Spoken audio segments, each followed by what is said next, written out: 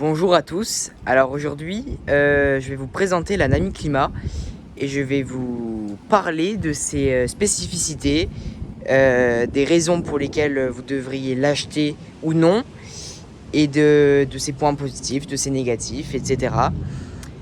Donc voilà, alors on peut commencer par le guidon qui est plutôt grand, qui est même assez grand. Donc ça c'est un support de téléphone que j'ai rajouté. Elle arrive avec une carte NFC, donc avec même deux cartes NFC qui ressemblent à ceci. Il suffit de la poser, hop, l'écran s'allume. Voilà. Donc niveau écran, c'est un écran TFT couleur avec 5 modes paramétrables indépendamment. Donc on peut gérer la puissance moteur, la vitesse max de chaque mode, etc. Au niveau de la petite barre inférieure, on retrouve le trip, le kilométrage total, la force qu'on met quand on accélère. C'est un paramètre que je n'utilise pas souvent. Le voltage, voilà, la température du moteur arrière et avant. Et sur la partie centrale, donc là, on peut voir 10%, 20%, 30% jusqu'à 100%. C'est le pourcentage de chaque moteur. Donc il y a deux traits pour le moteur arrière, pour le moteur avant. C'est à l'accélération, ça explique la puissance qu'on met, ça permet d'économiser la batterie. Donc ça c'est assez pratique aussi. Donc on a la vitesse qui est indiquée ici, la vitesse moyenne, la vitesse maximale, et l'autonomie qui est voilà, l'autonomie restante prévue. On retrouve sur la gauche, normalement c'est sur la droite, mais j'ai déplacé à gauche car je trouve ça plus pratique lorsque je pilote, les phares, voilà, un bouton. À savoir que sur les blasts et les burns, les lumières ne fonctionnent pas, les lumières qui sont ici.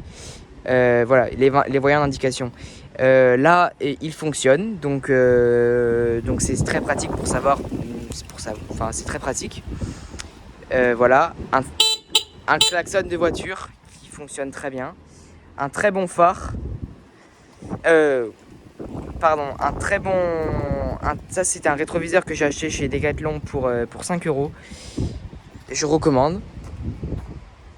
Freins, donc sur les freins, pour ce qui est des freins, on a des freins Logan double piston avant à droite, frein arrière à gauche. Il y a un défaut sur le contacteur de frein, mais si vous la commandez, vous devriez automatiquement recevoir les contacteurs avec le correctif qui font qu'il n'y a plus de... C'est juste vraiment deux vis à dévisser, ça sort tout seul, on replace le nouveau. Tout est avec des connectiques plug and play, donc il n'y a aucun problème de ce côté-là. Juste on débranche, on rebranche, c'est réglé. Donc ce sont des très bons freins, très bonne dissipation thermique. Une sacoche que j'ai rajoutée, très pratique. Alors, si on descend, tac, on peut voir le lock qui permet de plier la trottinette. À une main, ça risque d'être un peu compliqué, mais c'est très simple. C'est un lock renforcé qui permet à la machine, tac, on fait juste ça, tac, on le soulève et ça tombe. Donc pour ceux qui hésitent entre acheter ça et une Dualtron ou autre marque, je peux vous dire que c'est la qualité. Vous allez peut-être payer 500 € plus cher, mais vous aurez pour votre argent forcément, parce que tout est dans les finitions, tout est dans les détails qui en fait n'en sont pas. Parce que le système de pliage, vous pourrez faire des sauts. Moi je fais des sauts, je fais des bosses, je fais plein de choses. De l'off-road, je fais tout terrain. Et pourtant, il n'y a pas un pet de jeu, même après 1500 km. Pourquoi ? Parce que tout est dimensionné pour la puissance et pour pour ses capacités, pour les capacités qu'elle a. Donc Dualtron par exemple va faire des machines qui sont très puissantes, c'est bien, mais après le châssis, la partie cycle ne va pas suivre. C'est pour ça que Nami a fait une grosse barre d'alu taillé dans la masse, qui prend sur une grosse attache en alu aussi. C'est super résistant, vous aurez jamais de jeu. C'est super pratique. Donc c'est génial. Tac. La petite assurance, ça c'est moi qui l'ai rajouté. Ok, si on descend, donc ça c'est juste la connectique du moteur avant. Donc on dévisse et ça s'enlève. C'est hyper pratique pour réparer, pour changer des pneus, changer de moteur. C'est super pratique, c'est génial, on adore. Ok, on a toutes les informations juste derrière. Numéro de châssis, produit, machin, la batterie, la capacité, tout ça, tout ça. On a des très bons pneus en 10 pouces. Après 1500 km et beaucoup de dérapages, ils sont encore à un petit... Ils sont à 60% d'usure, quoi. Donc j'en suis très satisfait. Ils ont une bonne forme. Ils sont géniaux. Ils sont en tubeless, donc il n'y a pas de chambre à air. C'est super pratique.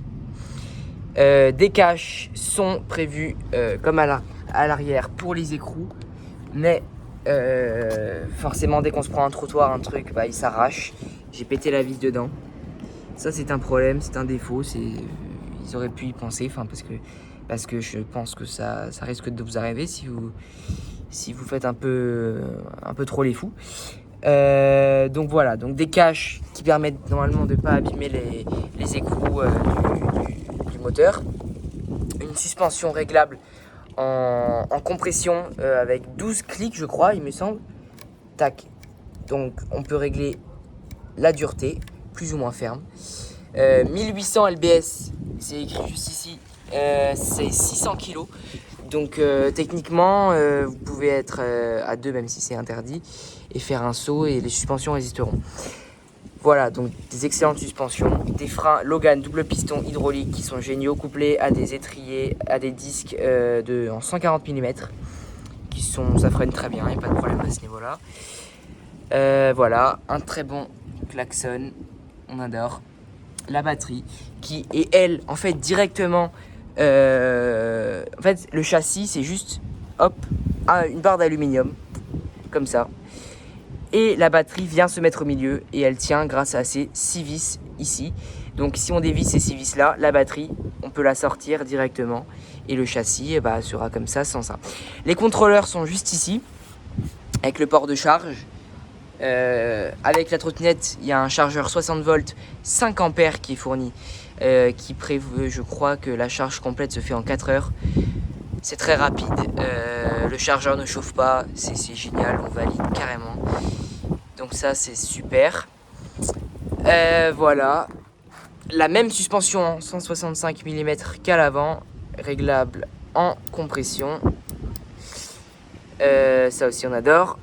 La petite barre LED qui fait un peu polémique, hein, on va pas se mentir, parce que il y en a qui trouvent que ça fait un design pas fini.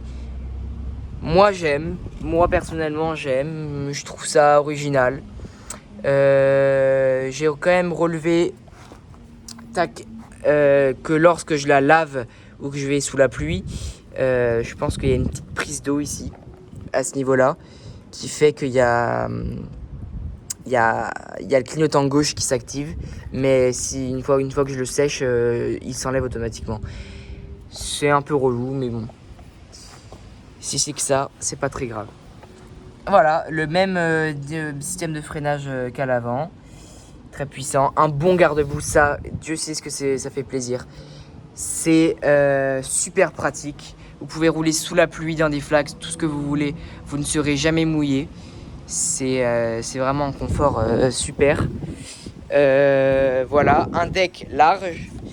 Donc je fais du 42, vous pouvez voir que il n'y a pas de problème à ce niveau-là. Il est vraiment très large.